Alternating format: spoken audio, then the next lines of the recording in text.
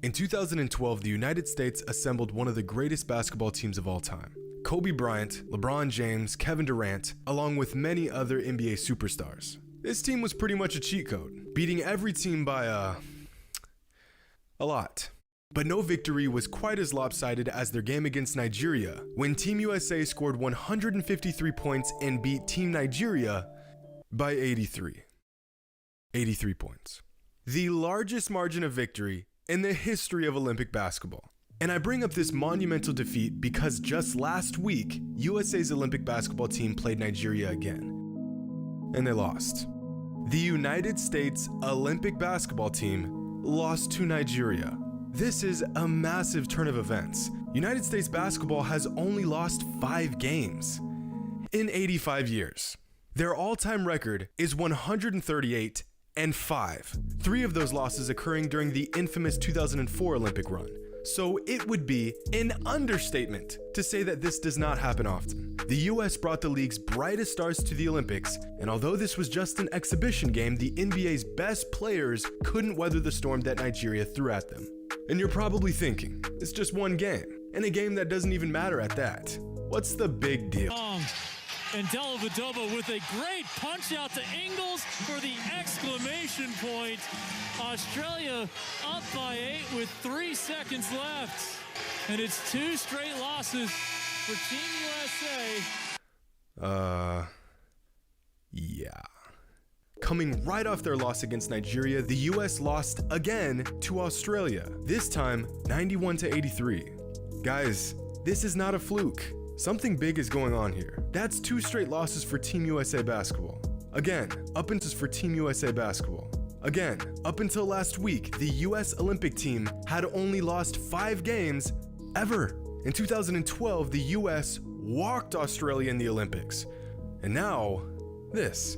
So, what's going on here? Well, there has been a shift of power in international basketball that has been taking place over the past decade, and we are seeing this shift on full display. For years, the United States was virtually untouchable on the court, games almost looking like scrimmages, blowouts within the first quarter. But over the last 10 years or so, international basketball has gotten exponentially better, and in many cases, completely caught up to the level of basketball we see in the NBA.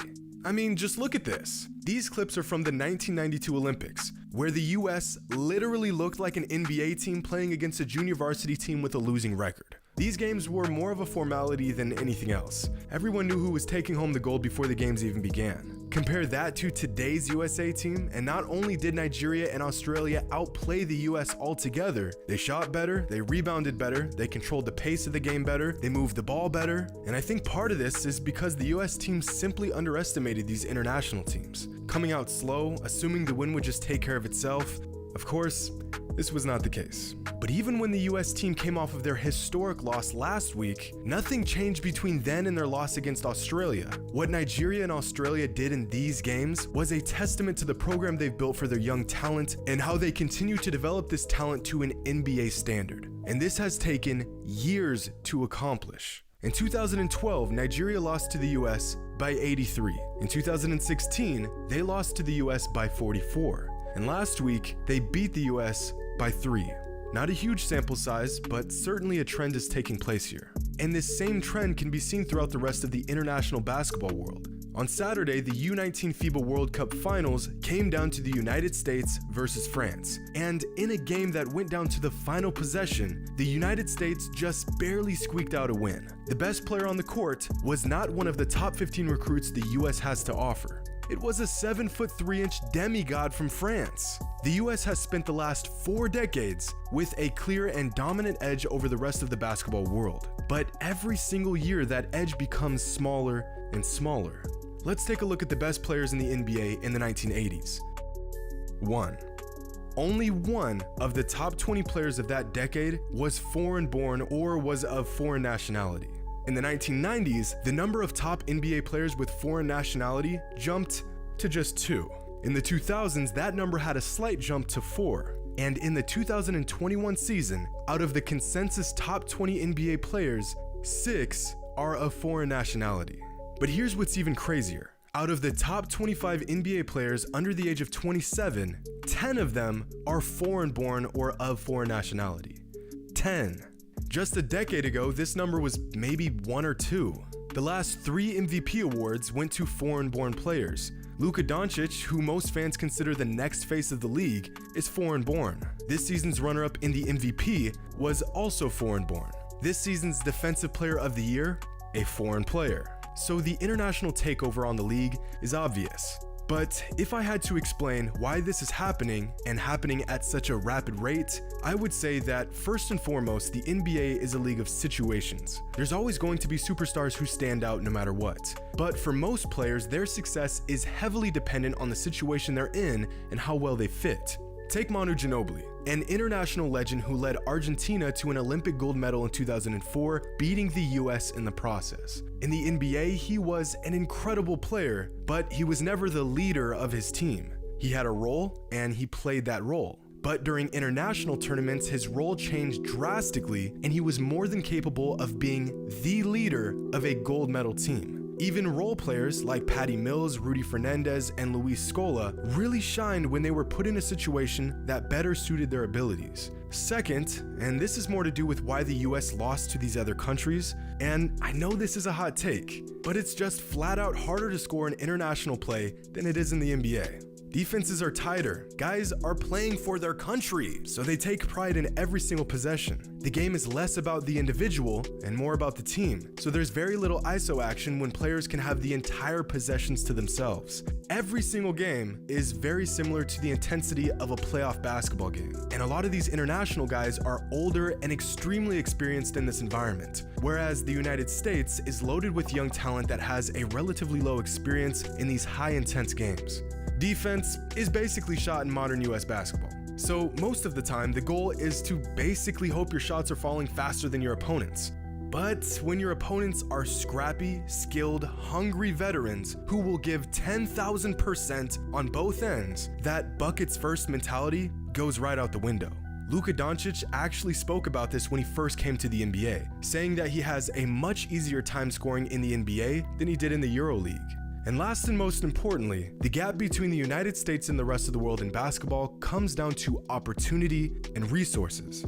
For decades, many other countries have had talented young players with the skills to play in the NBA, but the resources and opportunities available to these players was very limited. Oftentimes, foreign facilities aren't nearly as nice. There's less funding, less top-tier coaching available, and less basketball circuits to play in that would give these young, talented athletes the exposure they needed to make it to the next level. There's no better example of this than Arvydas Sabonis, a massive 7'3" super talent from Lithuania and father of NBA All-Star Domantas Sabonis. If Arvydas came to the United States and played in the NBA during his prime, he would have easily been one of the game's great big men. Bill Walton once called Sabonis a 7'3" Larry Bird. Just imagine a far more athletic 7'3" Nikola Jokic. Just look at what he was doing to the United States Olympic team when he was 20 years old. That's not just some random guy he's guarding. That's David Robinson. But growing up in 1970s Lithuania, Sabonis was getting minimal exposure as a young prospect and had difficulty even traveling to the United States after he was drafted in 1986. Fast forward a decade, and Sabonis finally played in his first NBA game as an injury-riddled 30-year-old. And was still an incredible player. And the entire timeline of his career was dictated solely on where he was born. I mean, just look at this reaction from broadcasters when the Blazers selected him in the 1986 NBA draft. For the last pick of the first round of the NBA draft, America's game, the Portland Trailblazers select Arvydas Sabonis of the Soviet Union.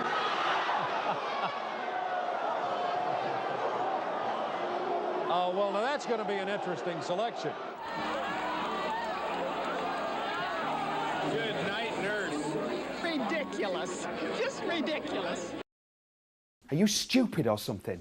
Just the idea of drafting a foreign-born player with no US exposure was damn near impossible for them to wrap their minds around.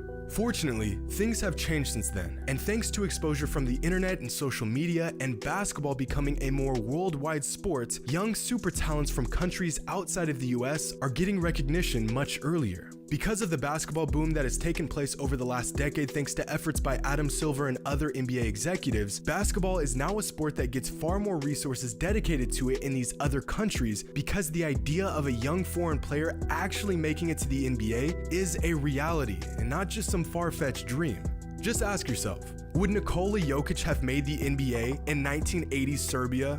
Would a 19-year-old Luka Doncic have ever seen the NBA in 1970s Slovenia? Better training, better facilities, better coaches available to develop these young players. See, the talent has always been there. It's not like Team Nigeria has seen a random surge of great basketball players. It's just that these players now have the tools necessary to really hone in on their talents. And I think this is a trend that will become more and more apparent as time goes on. The rest of the world is catching up to the US in terms of basketball, which is just going to continue to push the league to newer and better heights. More competition breeds better results, and I wouldn't be surprised that if in 10 years the NBA is far more diverse than it is now. As we speak, there's probably some kid in Norway or Japan or Germany who's gonna drop a 50 bomb on someone's head in the 2035 NBA season. In today's NBA and looking forward to the future, opportunity is given to far more players and hopefully eventually everyone. And where there's opportunity, talented, hardworking individuals will always rise to the top. Whether you're from the United States, Greece, Slovenia, Serbia, or Nigeria. And if you ask me, that's how it should be. Hope you all enjoyed, and as always, until next time.